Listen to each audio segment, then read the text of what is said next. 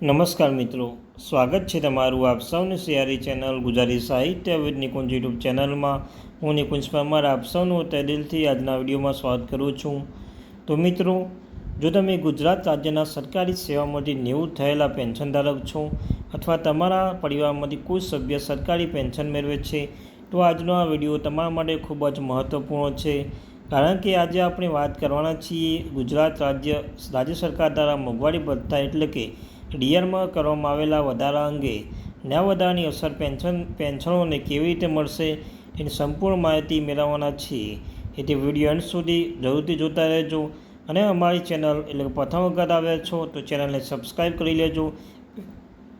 Pension સંબંધી દરેક મહત્ત્વની માહિતી છે તમને સૌથી પહેલાં મળી રહેશે. તો મિત્રો, ગુજરાત રાજ્ય સરકારના દ્વારા મોંઘવારી ભથ્થા અંગે મહત્ત્વનો નિર્ણય લેવામાં આવ્યો છે.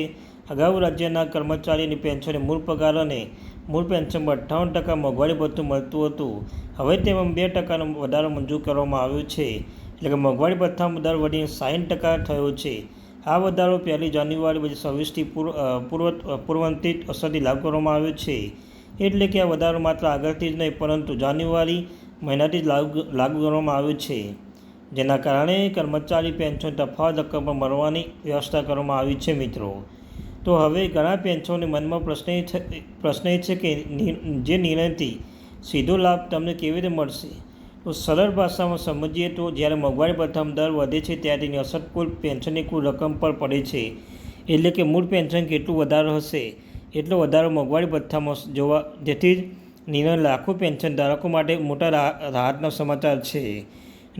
મિત્રો, જે હવે વાત એ કરીએ કે સરકાર દ્વારા આ વધારો 1 જાન્યુઆરી 2026થી અમલ મૂકવામાં આવ્યો છે હોવાથી જાન્યુઆરી એપ્રિલ 2026થી સમયગાળા માટે તફાવત બનતો રહેશે. તેની ચૂકવણી કરવામાં આવશે. કર્મચારીને તેના પગાર સાથે આ તફાવતની રકમ આપવામાં આવી છે. મિત્રો, એટલે કે સરકાર દ્વારા પૂર્વનિર્ધારિત અસરથી વધારો લાગુ કરવાના કારણે લાભાર્થી માત્ર વધેલો દર જ નહીં પરંતુ બાકી રહેલા રકમમાં પણ લાભ આપવામાં આવ્યો છે. મિત્રો, હવે એક મહત્વની બાબત એ છે કે મોંઘવારી ભથ્થું એટલે શું. તો ઘણા લોકો આ શબ્દ સાંભળે છે પરંતુ તેનો હેતુ શું છે તે જાણતા નથી. મોંઘવારી ભથ્થું સરકાર દ્વારા આપવામાં આવતું એક વિશેષ ભથ્થું છે જેનો મુખ્ય હેતુ વધતી જતી મોંઘવારી સાથે કર્મચારીની પેન્શનની ખરીદ શક્તિ જળવાઈ રહે તે છે. જ્યારે બજારમાં ખાદ્ય પદાર્થો, દવાઓ, ઘરવખરી અને રોજિંદા જીવનની જરૂરિયાત વસ્તુ ભાવ વધે છે ત્યારે સામાન્ય આવક ધરાવતા લોકો પણ આર્થિક ભાર વધે છે. આ અસર ઓછી કરવા માટે સરકાર સમયાંતરે મોંઘવારી ભથ્થામાં વધારો કરતી રહે છે. સામાન્ય રીતે દર વર્ષે વખતે મોંઘવારી ભથ્થામાં સમીક્ષા કરવામાં આવે છે. પ્રથમ વખતે મિત્રો જાન્યુઆરીમાં, બીજી વખતે જુલાઈમાં. આ વર્ષમાં 2 વાર મિત્રો જે મોંઘવારી ભથ્થું વધારો કરવામાં આવે છે. જ્યાં મુખ્ય પ્રક્રિયા હેતુ કર્મચારી પેન્શન આવકની વધતી મોંઘવારી સાથે સંતુલિત રાખવાનો છે. તો મિત્રો, 2026માં ગુજરાત સરકાર આ જ પ્રક્રિયાને અનુસરીને મહત્વપૂર્ણ નિર્ણય લીધો છે. ભારત સરકાર દ્વારા 22 એપ્રિલ 2026ના રોજ બહાર પાડવામાં આવેલા સત્તા મેમોરેન્ડમ ધ્યાનમાં રાખીને ગુજરાત સરકારે પણ રાજ્યના કર્મચારીઓની પેન્શનને 2% વધારે મંજૂરી આપી છે. આ નિર્ણય બાદ મોંઘવારી ભથ્થું 58% વધીને 60% થયું છે. એટલે કે સરકાર દ્વારા કેન્દ્ર નિર્ણયને અનુસરી રાજ્યના લાભાર્થીઓને પણ તે લાભ આપવામાં આવ્યો છે. મિત્રો, આ નિર્ણયથી લાભ પણ માત્ર રાજ્ય સરકારના કર્મચારીઓ પૂરતો મર્યાદિત નથી. રાજ્યના પેન્શનોને પંચાયતના કર્મચારીઓ, અખિલ ભારતીય એટલે કે AIS અધિકારીઓ તેમજ ગ્રામીણ શાળામાં કર્મચારીઓ આ નિર્ણયથી લાભ મેળવવાનો છે.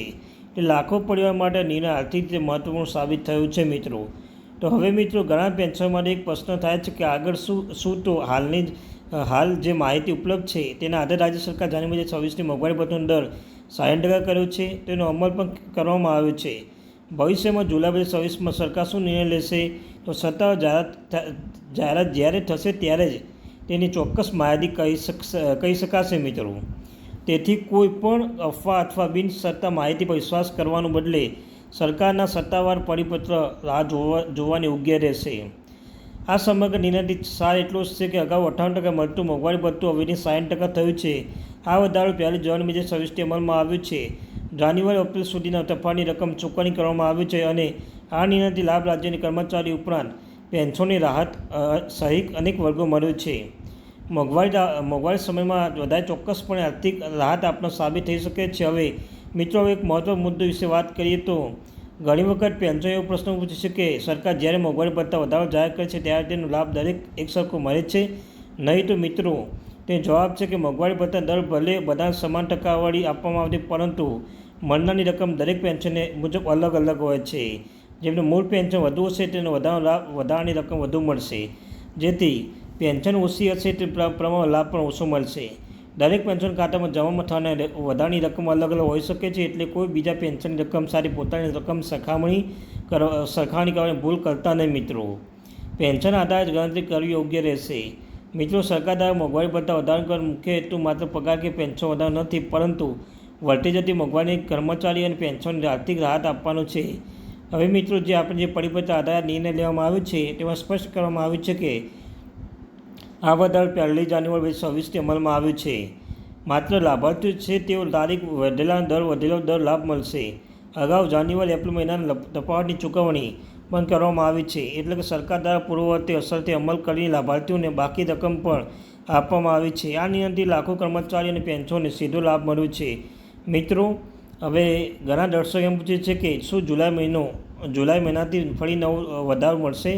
તો મિત્રો, એક વાત ખૂબ જ સ્પષ્ટ થાય છે મિત્રો કે હજુ સરકાર દ્વારા કોઈ પણ નિર્ણય લેવામાં આવેલો નથી. મિત્રો, સરકાર દ્વારા નિર્ણય લેવામાં આવશે ત્યારે હાલમાં જે માહિતી ઉપલબ્ધ છે તેના આધારે જાન્યુઆરી 2026થી મોંઘવારી ભથ્થું દર 60% કરવામાં આવ્યું છે. જુલાઈ 2026 માટે સરકાર તરફથી જ્યારે કોઈ સત્તાત્મક નિર્ણય અથવા તો નવા પરિપત્ર જાહેર કરવામાં આવશે ત્યારે તેની ચોક્કસ માહિતી જાણી શકાશે.